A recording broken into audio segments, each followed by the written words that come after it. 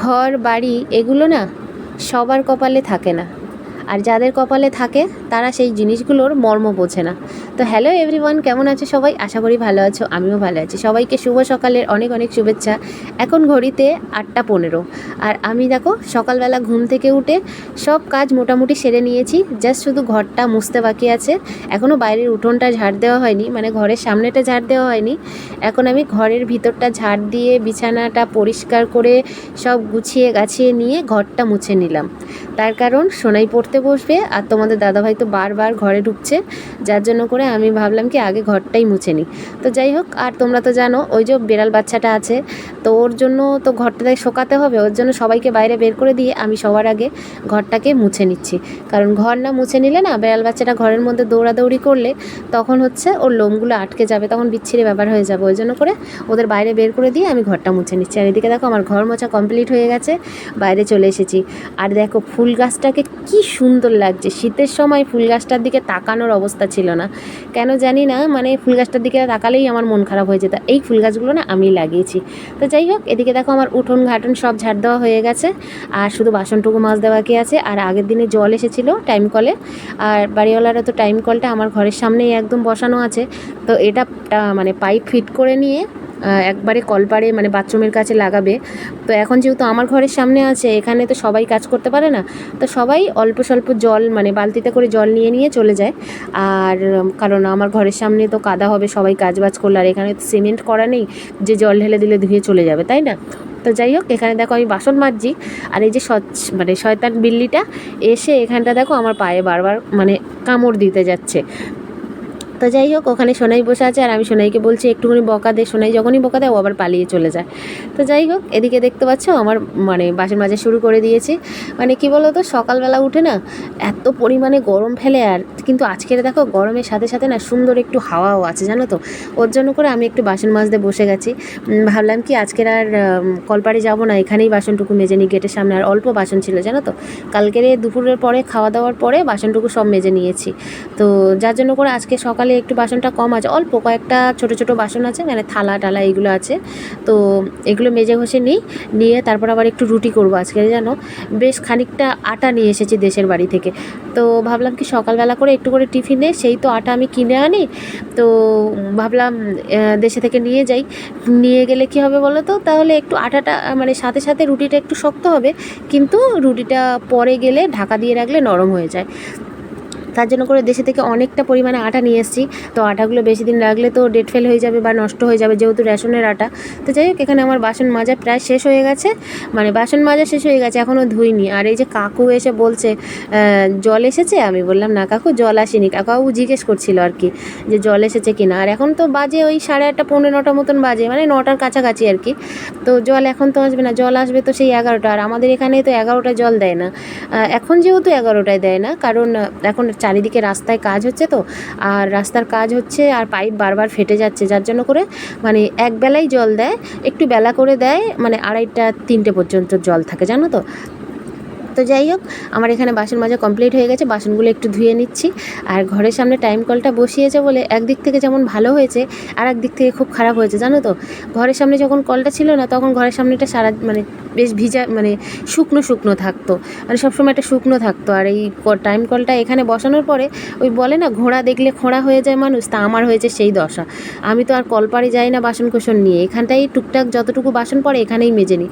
একটা গামলার মধ্যে সাবান মানে গুঁড়ো সাবান গুলে রেখে দিই, আর মানে যতটুকু বাসন পড়ে টুকটুক করে ধুয়ে নিয়ে আর দুটো গামলাতে এমনি ভালো জল ভরে রাখি, একটা সাবান জলে ডুবিয়ে একটা গামলাতে ফেলি, আবার সেই গামলা থেকে ডলে নিয়ে ভালো গামলার জলটা ফেলি, মানে এইভাবে আমি ধুয়ে নিই। তাহলে কী হয় বলো তো, আর বারবার কলে যেতে হয় না। আর দেখো ভাড়া ঘর, সবাই আমি একা গিয়ে কলপাড়ে থাকলে না অসুবিধা হয় না, মানে কি বলো তো, যেহেতু 5টা 6টা ঘর, এবারে সবাই তো কম বেশি কলপাড়ে কাজ করে, আর সকালবেলা টাইমটা সবার মানে তাড়া থাকে। আর আমি যেহেতু বেশি ভিড়ভাট্টার মধ্যে কাজ বাজ করতে পারি না, আমার খুব অসুবিধা হয়, তার জন্য করে এই টাইম কলটা এখানে বসিয়ে আমার একদিক থেকে সুবিধা হয়েছে। তো আমি কাজগুলো ঝটপট করে সকাল সকাল করে নিতে পারি, নয়তো কীরকম হয় বলো তো, ওই সবার সঙ্গে গিয়ে আমি হুড়ো পাড়া করে কাজ করতে পারি না, তাই জন্য করে না আমার রোজ কাজবাজ করতে না অনেক লেট হয়ে যায়।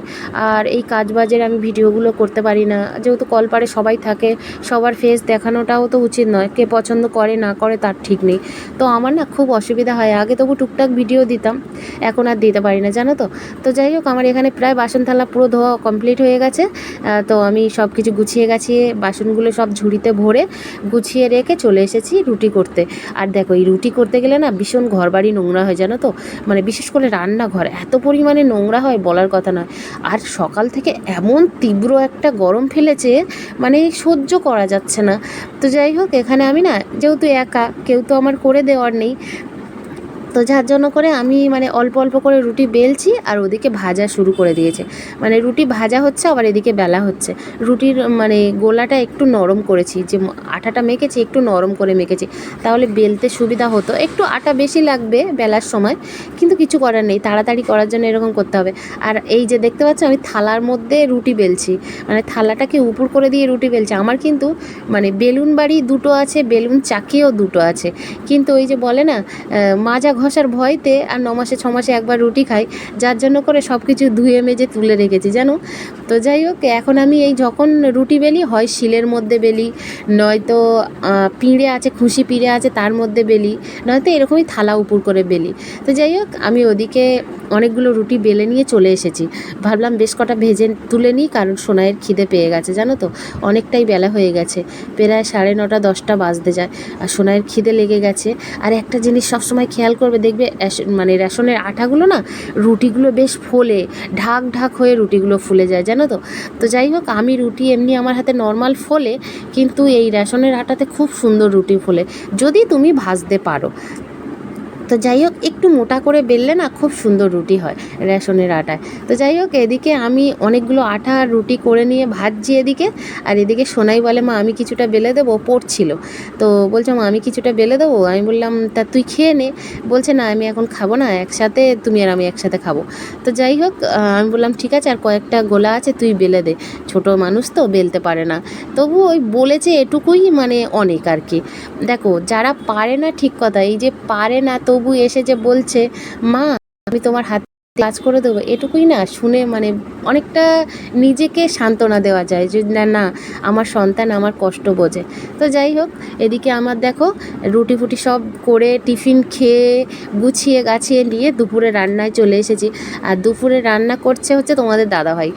ভাত হয়ে গেছে, ভাতটাকে আমি ফ্যান ট্যান ঝেড়ে ভাতটা গুছিয়ে দিয়েছি। আর এই যে তরকারি দেখতে পাচ্ছ, আলু দিয়ে আম দিয়ে পাঙস ট্যাংরা দিয়ে তরকারি হচ্ছে।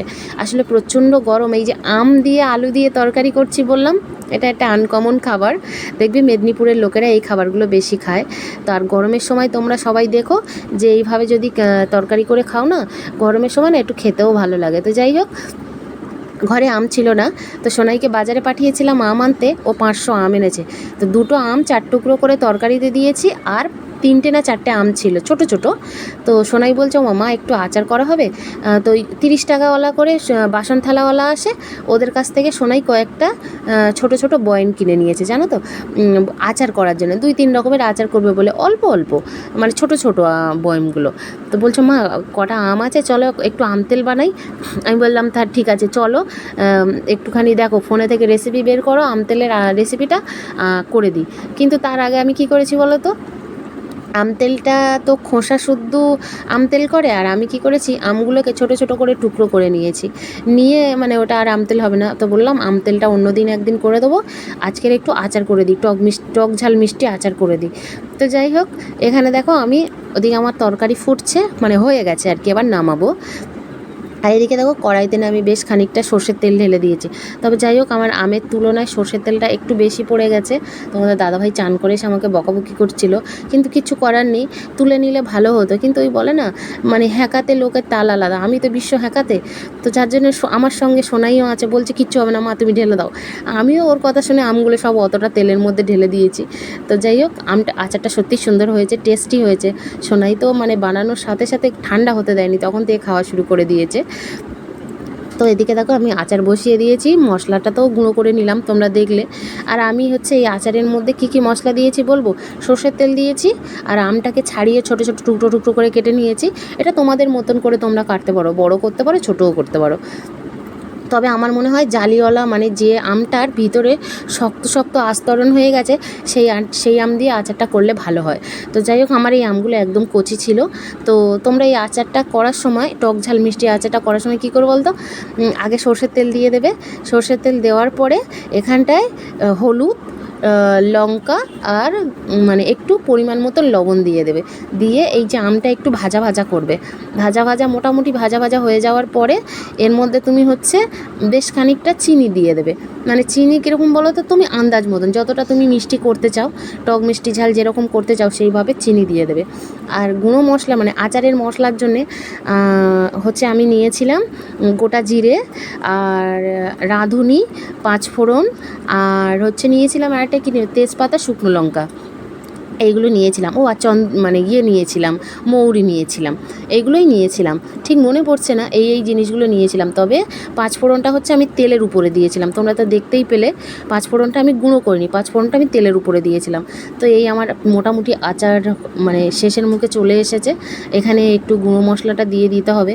তবে ওই যে বললাম, মানে আমের তুলনায় তেল বেশি হয়ে গেছে, আর সাথে হচ্ছে গুঁড়ো মশলাটা অনেকটা ভাজা হয়ে গেছে, একটু কালচে হয়ে গেছে। তবে আচারটা খেতে সুন্দর হয়েছে। আর এদিকে দেখো, সেই যে ছোট্ট মিনি বাচ্চাটাকে খাইয়ে খাইয়ে এত বড় হয়েছে এখন।